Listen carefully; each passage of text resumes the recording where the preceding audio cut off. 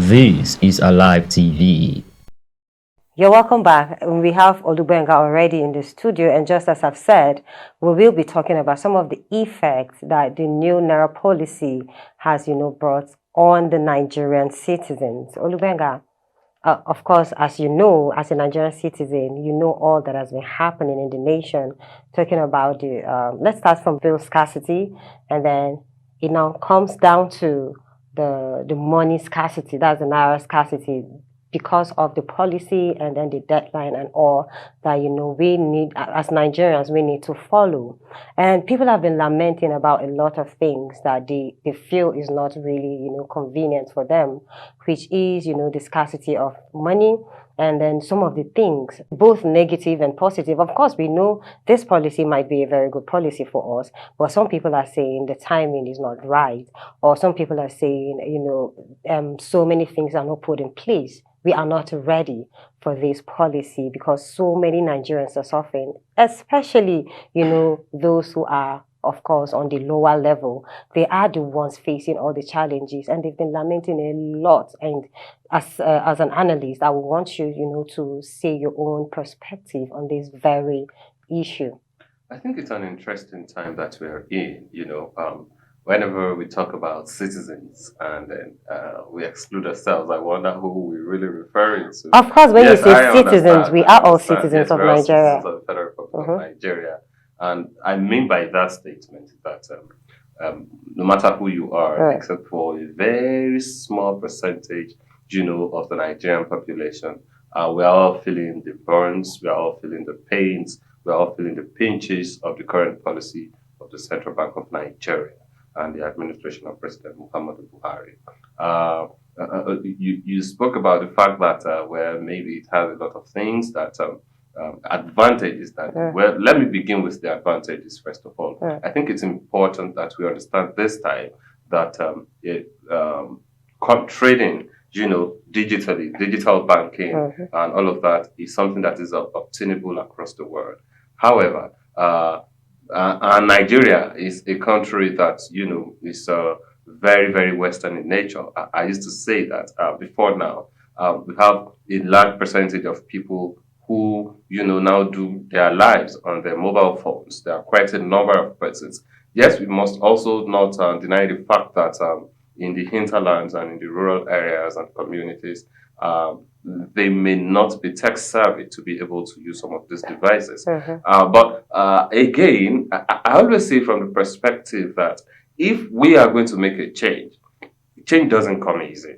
If you are going to move positively in the positive direction, it won't come easy. There is no time if we allow it this way for the next 10 years. You would realize that Nigerians will still not, some Nigerians, let me put it that way, will still not follow the deadline. They still will not do this. They still will not move. They still will not be ready for the policy. The society, and what this does is that it sets the society back. So you have a society that is upwardly mobile, that is moving forward. Then you have a select few who say, we can't cope with this. So we'll always have to consider the minority, even though in democracy, the will of the majority must prevail.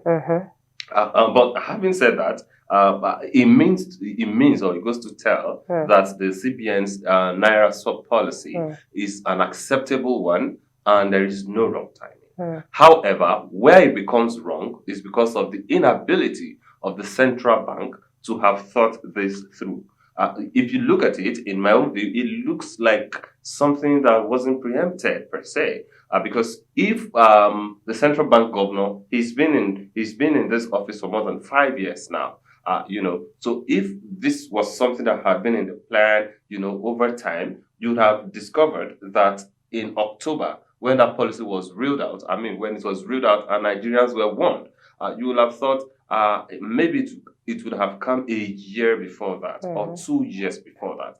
Then you'll have also seen that to cushion the effect, that the central bank, in partnership and collaboration with the federal government, may have planned some, cushioning effects to ensure that the people do not feel the pangs and the pains, of this decision. This decision is very critical in our national history, and especially because it is coming at a time when we are getting close to elections.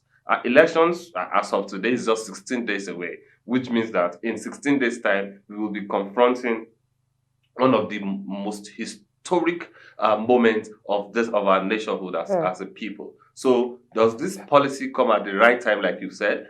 Well, that is where the question is. It could have happened. The CBN could have prepared the Nigerian people more by creating effect. They talked about deploying 30,000 agents, to communities and all of that to ensure that all of these people inform the rural dwellers. But the question that I keep asking is, how many Nigerians do we have? How many of them live in the rural areas? How many of them live in the urban cities? These are things that, the central bank should have put in place before throwing everybody, into the agony and the unpalatable situation where we currently find ourselves in the country. You have money, you can't access your money, you go to the bank, you are given 5,000 naira or 10,000 naira with some dejected and degenerated polymer notes. It's so annoying, I must tell you. Like it's so despicable. The fact that people cannot access their money at this time, when things are very critical. Do not forget, you started from the background of fuel scarcity. So we've always had to kill for fuel. Now we have to kill for money. All right, Olubenga, I want us to talk about, like I said, the effects of this very policy on people, especially those Nigerian people who are actually, of the low level, just as I said. So many of these people are struggling day by day to look for their livelihood. And then, just when I was coming to the office this morning, I was listening on radio on the news where a man died because he went to get 5,000 naira. He knows how he got that 5,000 naira, but he went to the POS to get the 5,000 naira out, and then they charged him 2,000 naira for 5,000 naira. Do you know this man slumped and died even before he got home? So you hear this kind of instances and a lot more. There were people. There's a POS center where someone was, his hands were cut off and all that. So many violence out there. You go to the bank, so many things are happening. Nigerians are very angry, even though sometimes I just feel like Nigerians are unrepentant on some kind of things they do. Talking about how we keep blaming the government when things go wrong, but we as Nigerians also are not helping the matter. People are putting more money on things that they are not supposed to put, and people are cheating people on things they are not supposed to cheat. Maybe if somebody is supposed to give you money, the person will tell you the POS is not the bank network is not working, even though before now the networks were good, but right now when the money is scarce, also the transfer, the cashless society that we are trying to adapt, the system also failing us because so many banks now, even when you try to transfer to people, it doesn't go, and then people are making use of the situation to also cheat and then not do the right thing as they are supposed to do. Yeah, obviously, that's one thing with Nigerians. I wouldn't know what you were going to refer to by saying we are unrepentant about. We are unrepentant because most times No, I understand. I'm trying to just use your word. Say when you use the word unrepentant, I'm trying to say that in so many ways, Nigerians are very, very they could be understanding on one side, and on the other hand, you find out that Nigerians could be callous, and that situation has brought upon us. But I've looked at this and looked at it critically, and when you realize what they have to go through, especially look at West people. Let's first of all state, because you're talking about the problems. One of the problems, the challenges that this has brought forward, is a lot of people are out of job and livelihood right now. Because if you agree with me, you would realize that before this policy came to the shore, you saw a lot of people who had the opportunity to sit down, exchange some naira, and make 100 naira, 200 naira, 500 naira from transactions here and there. That is what they live by on a daily basis. Now, most of these businesses are closed if you check the country. Most of them are closed across everywhere. Here in the FCT, and then from faith that we keep getting every day. So this is one of the challenges. Who is going to employ these people?